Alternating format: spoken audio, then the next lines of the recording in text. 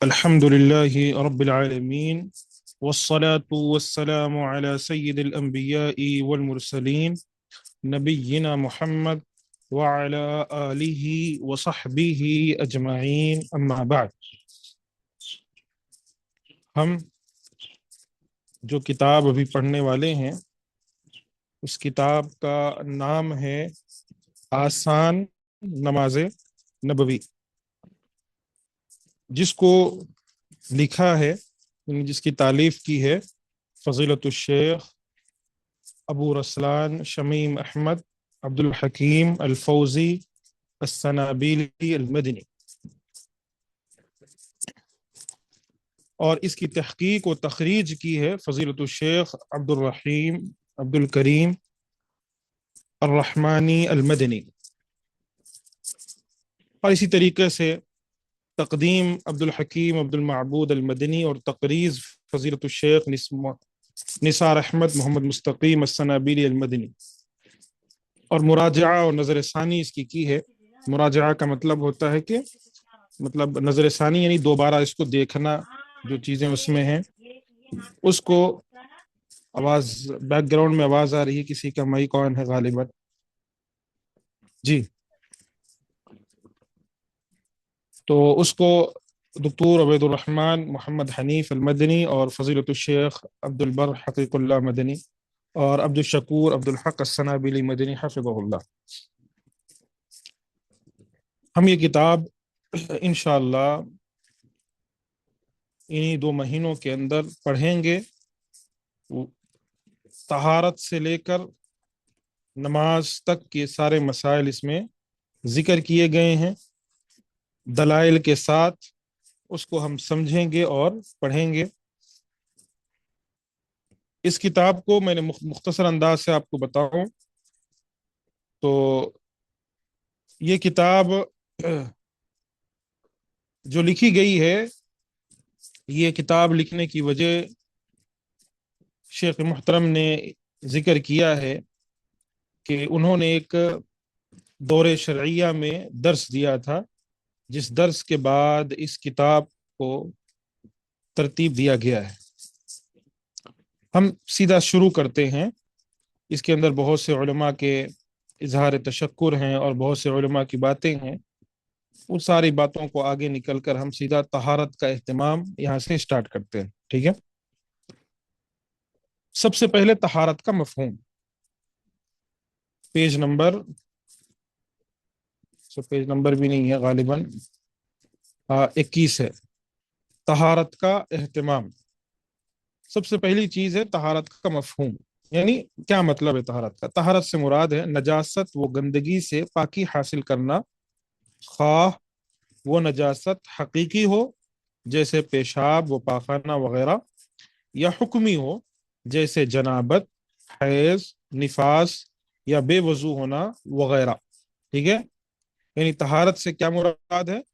نجاست یعنی جو گندگی ہے اس کو دور کرنا ہے، چاہے وہ حقیقی یعنی سامنے گندگی آپ کو نظر آ رہی ہے، جیسے پیشاب ہے، قضاء حاجت وغیرہ کوئی انسان جاتا ہے تو یہ ساری چیزیں گندگی ہیں، تو اس سے اپنے آپ کو پاک کرنا پہلی چیز۔ یہ حکمی ہے، یعنی نظر تو نہیں آ رہا لیکن انسان بذات خود جو ہے طاہر نہیں ہے، ناپاک ہے۔ جیسے جنابت کیسے کہتے ہیں کہ ایک تو ہوتا ہے کہ انسان جنبی ہو جاتا ہے جب بیوی سے ملاقات کرتا ہے، یا پھر اسے احتلام ہو جائے، جسے انگریزی میں غالباً نائٹ فال یا اس حساب سے کوئی لفظ کہا جاتا ہے، اسے احتلام ہو جائے رات کے موقع پر یا دن میں، کبھی سوتا ہے تو سونے میں جو ہے ہو جاتا ہے، تو اس موقع پر اس کے اوپر غسل واجب ہے۔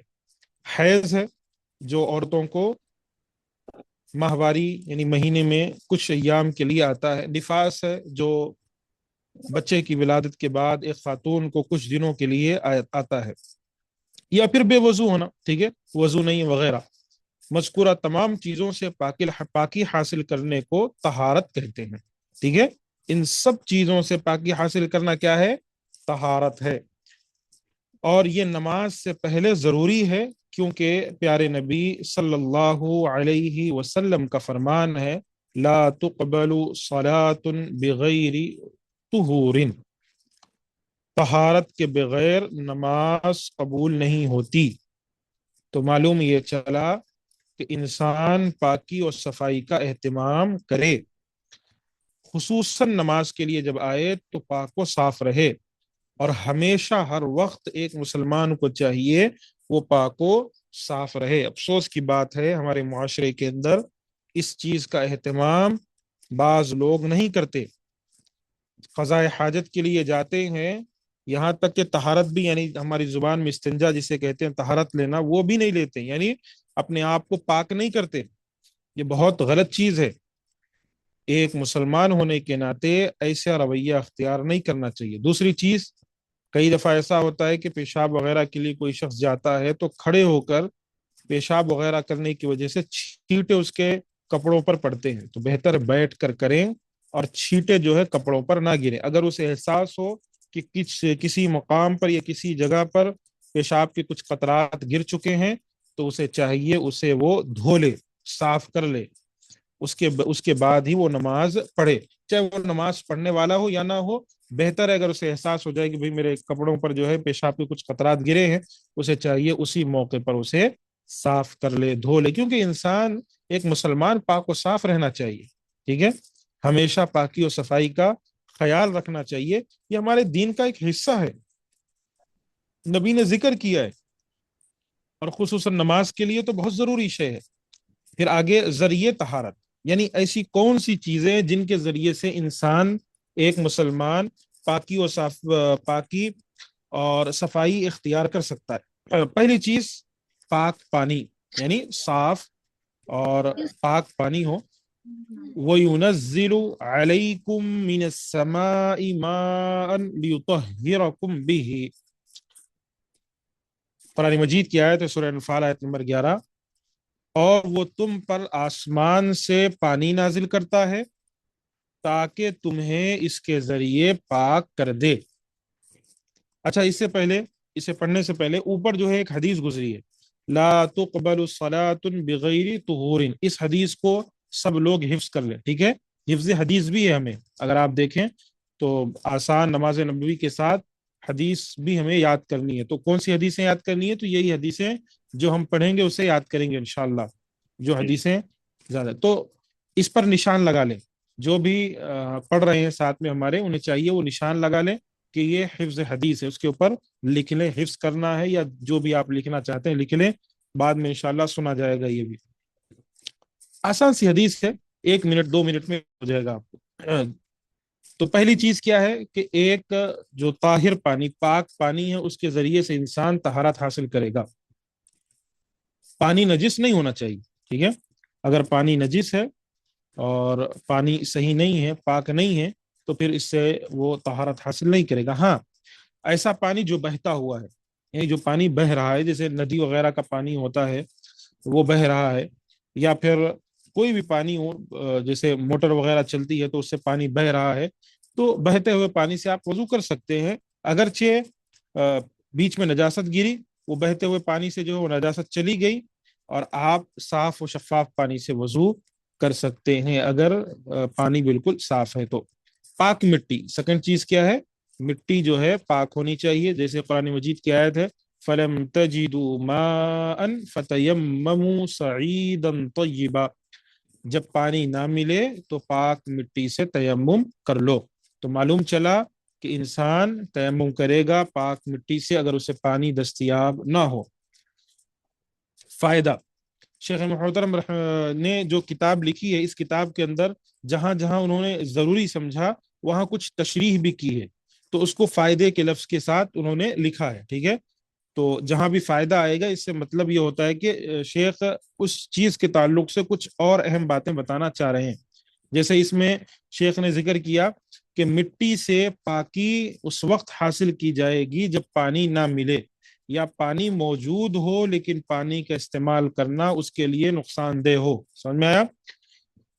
ایک تو ہے کہ پانی موجود نہیں ہے تو ظاہر سی بات ہے وہ تیمم کرے گا، ٹھیک ہے، لیکن اگر پانی موجود ہے لیکن اس کے لیے پانی استعمال کرنا مشکل ہے، مشکل کا مطلب کہ اگر وہ پانی استعمال کرے گا تو ہو سکتا ہے وہ وفات پا جائے، مر جائے، یا پانی استعمال کرے گا تو ہو سکتا ہے اس کے مرض میں اضافہ ہو جائے، تو ایسے موقع پر وہ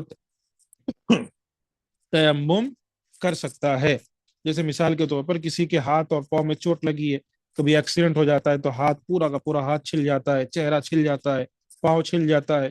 اب اس موقع پر کرے گا، اگر وہ پانی کے اندر جو ہے ہاتھ ڈال دے گا تو پورا کا پورا جو جسم اس کا جو ہے خراب ہو جائے گا اور پریشانی ہوگی اس کو، تو وہ تیمم کر سکتا ہے۔ لیکن اگر ہاتھ کے کسی ایک چھوٹے سے حصے میں اسے مار لگی ہے تو وضو کرے گا، وہ جہاں مار لگی ہے وہاں تھوڑا سا وہ مسح کر لے گا بس۔ الا یہ کہ اگر کسی کو کوئی بیماری ہے، جیسے بخار، بہت سخت بخار چڑھ گیا، ایسا کہ اگر وہ نہائے گا تو عین ممکن ہے کہ اس کی موت ہو جائے، تو پھر اسے چاہیے وہ تیمم کر لے، اپنے اوپر کوئی چیز نقصان نہ ڈالے، بھار نہ ڈالے۔ تیمم کا طریقہ انشاءاللہ آگے آئے گا، اس کے تعلق سے آپ بے فکر رہیں۔ وضو کا حکم، ہم نے طہارت سمجھ لیا، طہارت کیا ہے، کس سے طہارت لینا ہے، پاکی و صفائی کسے کہتے ہیں۔ اب اس کے بعد نماز جب پڑھنے کے لیے ہم ارادہ کرتے ہیں تو پہلا کام جو کرتے ہیں وہ ہے وضو، پاک و صاف ہونے کے بعد۔ اللہ کا فرمان ہے، یا ایھا الذین آمنوا اذا قمتم الى الصلاة فاغسلوا وجوهکم وایدیکم الى المرافق وامسحوا برؤوسکم وارجلکم الى الکعبین۔ اے ایمان والو، جب تم نماز پڑھنے کا ارادہ کرو تو چہرہ اور ہاتھ کہنیوں تک دھو لیا کرو، اور سر کا مسح کر لیا کرو، اور ٹخنوں تک پاؤں دھو لیا کرو۔ تو معلوم چلا کہ وضو کا طریقہ کیا ہے، قرآن مجید میں اس کی وضاحت آ چکی ہے۔ وضو کا نبوی طریقہ، نماز کی صحت کے لیے باوضو ہونا شرط ہے۔ فرمان رسول ہے، تم میں سے جب کوئی بے وضو ہو جائے تو اس کی نماز قبول نہیں ہوتی یہاں تک کہ وضو کر لے۔ تو آئیے وضو کا نبوی طریقہ کیا ہے جانتے ہیں، ٹھیک ہے۔ بغیر وضو کے نماز نہیں ہوتی ہے۔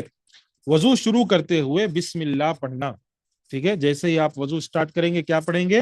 بسم اللہ۔ وضو کرتے ہوئے اعضائے وضو میں پہلے دائیں پھر بائیں کو دھونا، ٹھیک ہے۔ جب اعضائے وضو میں آپ سٹارٹ کریں گے تو فرسٹ کیا ہے؟ دائیں، پھر اس کے بعد بائیں، یعنی رائٹ اور لیفٹ۔ پہلے رائٹ سے سٹارٹ کریں گے پھر لیفٹ کو، جیسے مثال کے طور پر ہاتھ دھونا ہے رائٹ، اس کے بعد لیفٹ، پاؤں دھونا ہے رائٹ، اس کے بعد لیفٹ، اسی طریقے سے دونوں ہاتھ کی ہتھیلیوں کو کلائیوں سمیت دھونا۔ جو ہاتھ ہے آپ کا، اس کو کلائیوں سمیت۔ اکثر و بیشتر اس میں غلطی ہوتی ہے، جلد بازی کے چکر میں کیا ہوتا ہے، کلائیوں تک پانی پہنچتا ہی نہیں ہے، تھوڑا سا خالی پانی ایسے ہاتھ ڈالتے جلدی جلدی میں ہاتھ گھمانے لگتے ہیں بس، کیونکہ آج کل ٹوٹی ہے، ایسا کھولے اور نیچے ہاتھ رکھے اور جلدی جلدی ہاتھ گھما رہے ہیں اور کلائیوں تک پانی نہیں پہنچ رہا اور دیکھ بھی نہیں رہے، یہ غلط ہے۔ پہلے سب سے پہلا جب آپ سٹارٹ کریں گے تو کلائیوں تک آپ کے ہاتھ دھلنے چاہیے۔ ہاتھ دھوتے ہوئے انگلیوں کے درمیان خلال کرنا ہے، ٹھیک ہے۔ جب آپ ہاتھ دھو رہے ہیں تو بیچ میں جو انگلیاں ہیں انگلیوں کے درمیان خلال کریں تاکہ پانی وہاں بھی پہنچ جائے اور کوئی جگہ سوکھی نہ رہے۔ چلو میں پانی لے کر کلی کرنا اور ہوا کی مدد سے ناک میں پانی کھینچ کر داخل کرنا، ٹھیک ہے۔ یعنی تھوڑا سا پانی لیا آپ نے اور پھر اس سے آپ نے کیا کیا، منہ میں ڈالا پانی، اور اسی کے ساتھ آپ نے پانی، وہی جو پانی ہے اسی کو ناک میں چڑھا لیا۔ دو طریقے ہیں اس کے، آگے مسئلہ آئے گا کہ پانی لے کر کلی کر رہے ہیں اور پھر ہوا کی مدد سے، یعنی آپ جو ہے ناک کے پاس رکھ کر ناک میں پانی چڑھا رہے ہیں اور ناک کو صاف کر رہے ہیں۔ ناک کو جو ہے آپ لیفٹ ہینڈ سے صاف کریں گے، ٹھیک ہے۔ تو کئی دفعہ ایسا ہوتا ہے کہ لوگ وضو کرتے ہیں، کلی تو کر لیتے ہیں لیکن ناک میں پانی چڑھانے کی باری آتی ہے تو صرف ناک کے اوپر مسا جیسے کیا جاتا ہے ویسے کر لیتے ہیں، بس سمجھتے ہیں کہ کافی ہو گیا۔ نہیں، ناک میں پانی چڑھانا چاہیے، ٹھیک ہے۔ ناک میں پانی جائے اندر، اور ایسا نہ جائے کہ سیدھا جو ہے آپ کے لیے پریشانی کا سبب بنے، تھوڑا سا کھینچے تاکہ ناک کے اندر سے جو غلاظت ہے اسے صاف کر کے نکالا جا سکے۔ پھر ناک کو بائیں ہاتھ سے جھاڑنا اور صاف کرنا، جیسے میں نے بتایا، ٹھیک ہے۔ لیفٹ ہینڈ سے کیا کرنا ہے، ناک کو اچھی طریقے سے جھاڑنا ہے اور صاف کرنا ہے۔ فائدہ، ایک چلو پانی لے کر آدھے سے کلی کرنا اور آدھا ناک میں ڈالنا، یہی طریقہ افضل ہے اور مستحب ہے۔ سمجھ میں آیا مسئلہ؟ یعنی آپ نے جیسے ہی پانی لیا، پانی لے کر جیسے ہی آپ نے ناک میں کلی کی، منہ میں لیا کلی کی، تو جو پانی بچا ہوا ہے نا وہ پانی سے ہی آپ سیدھا جو ہے ناک میں چڑھا لیں، یعنی پانی لے کر کلی کرتے ہوئے ناک میں پانی چڑھا لیں۔ تو ایک ہی چلو میں دو کام ہو جائیں گے آپ کے، ٹھیک ہے؟ کلی بھی کر لیں گے، ناک میں پانی چڑھا لیں گے، یہ افضل طریقہ ہے، ٹھیک ہے؟ یہ مستحب ہے، صحیح بخاری اور دیگر کتب احادیث میں بڑی صراحت کے ساتھ موجود ہے۔ البتہ چہرہ اور ناک کے لیے الگ الگ پانی لینے کے تعلق سے بھی حسن درجے کی روایات موجود ہیں، جیسا کہ شیخ الحدیث عبد الرحمن مبارک پوری رحمہ اللہ تحفۃ الاحوذی میں، علامہ عینی اور صاحب سبل السلام امیر صنعانی رحمہ اللہ کا قول نقل کیا ہے، ٹھیک ہے؟ تو الگ الگ بھی دھو سکتے ہیں، ایک ساتھ بھی دھو سکتے ہیں۔ پھر چہرہ دھونا ہے، دیکھیے آپ جو جو چیز اس میں ذکر کی جا رہی ہے بغل میں حدیث ذکر ہے، تو کتنے فائدے کی چیز ہے۔ کل کے دن آپ کو جو ہے چہرے دھونے کی حدیث آپ کو معلوم کرنی ہے، تو آپ صرف اس کتاب کو کھولیں، صحیح بخاری 185، بس آپ صحیح بخاری میں جائیں اور حدیث نمبر 185 ڈالیں، آپ کو چہرہ دھونے کی حدیث مل جائے گی، ٹھیک ہے؟ بالکل آسان ہے۔ چلو میں پانی لے کر ہاتھ کی تر انگلیوں سے داڑھی میں خلال کرنا، سمجھ میں آیا؟ پہلے چہرہ دھونا ہے، چہرہ کہاں سے کہاں تک دھوئیں گے آپ؟ چہرہ جو پیشانی ہے، جہاں جو ہے آپ کا چہرہ ختم ہوتا ہے پیشانی کے پاس سے، وہاں سے لے کر نیچے جو ٹھڈی ہوتی ہے وہاں تک، اور پھر ایک کان سے دوسرے کان کے پاس تک بالکل پورا دھونا ہے۔ ہاں جس کو داڑھی ہے نا، تو اس کے لیے کیا ہے کہ وہ چہرہ دھوئے گا، اور پھر جو داڑھی ہے، اب ظاہر سی بات ہے پوری کی پوری داڑھی بھگائے گا نہیں کہ پانی میں ڈال کر پوری داڑھی بھگا رہا ہے، بس تھوڑا سا پانی لے گا چلو میں، اور پھر اس کے بعد ہاتھوں کو تر کر لے گا، جو انگلیاں ہیں اس کو گیلی کر لے گا، گیلی کر کے اپنے داڑھی میں خلال کر لے گا، یہی کافی ہے۔ ہاں جس کی داڑھی بالکل کم ہے، بہت بہت جسے کہتے ہیں ایک دم چھوٹی ہے اور بالکل کم ہے، یعنی نہ کے برابر، جسے کئی دفعہ تو چاہیے اسے اچھی طریقے سے دھو لے، وہ ٹھڈی وغیرہ دھو لے۔ جس کی داڑھی بڑی ہے تو ظاہر سی بات ہے وہ کیا کرے، خلال کرے۔ پھر اس کے بعد کیا ہوا، پہلے دائیں اور پھر بائیں ہاتھ کو کوہنیوں سمیت دھونا، سمجھ میں آیا؟ فرسٹ رائٹ، سیکنڈ لیفٹ، جو ہاتھ ہے اس کو کوہنیوں سمیت دھونا ہے، یاد رکھیے گا۔ غلطی ہوتی ہے اکثر وضو کرتے وقت کہ بچنے کے لیے یا پھر سستی کہیں جو کہیں کہ سامنے جو ہے پانی کھلا ہوا رہتا ہے، جیسے مسجد میں بھی وضو کرتے ہیں تو کوہنیوں سمیت جو ہے صرف پانی کے آگے اپنے جو ہے ہاتھ کو رکھ لیتے ہیں۔ مائک آن ہے کسی کا اور آواز آ رہی ہے، آف کر لیں۔ تو اس طریقے سے وضو کیا جاتا ہے، تو یہ صحیح عمل نہیں ہے، ٹھیک ہے؟ بلکہ صحیح عمل کیا ہے کہ آپ پانی لیں، اچھی طریقے سے کوہنیوں سمیت پانی سے جو ہے اپنے ہاتھ کو دھوئیں، اور پانی کو ضائع نہ کریں۔ بالکل جو ہے آپ نل کھولے ہوئے ہیں اور اس کے اندر جو ہے اپنے ہاتھ کو ڈالے ہوئے ہیں، بہ رہا ہے پانی، جو ہے رکنے کا نام نہیں لے رہا ہے، یہ اچھا عمل نہیں۔ ہاتھ میں پانی لے کر اچھی طریقے سے کوہنیوں سمیت دھو لیں، کہیں خالی جگہ باقی نہ ہو۔ پھر سر کا مسا، سر کے مسے کا طریقہ کیا ہے، اس کے تعلق سے انشاءاللہ ہم آئندہ درس میں سیکھیں گے۔ سر کا مسا کیسے کرنا ہے، گردن کا مسا صحیح ہے یا نہیں ہے، کان کا مسا کیسے کرنا ہے، اور بعض لوگ سر کے مسا کرنے میں کچھ غلطیاں کرتے ہیں، اس کے تعلق سے بھی میں آئندہ درس میں انشاءاللہ ذکر کروں گا۔ وقت ہو چلا ہے، اللہ سے دعا ہے ہم سب کو اللہ تبارک و تعالی جو باتیں بتائی گئی ہیں اس پر عمل کی توفیق عطا فرمائے۔ السلام علیکم ورحمۃ اللہ وبرکاتہ۔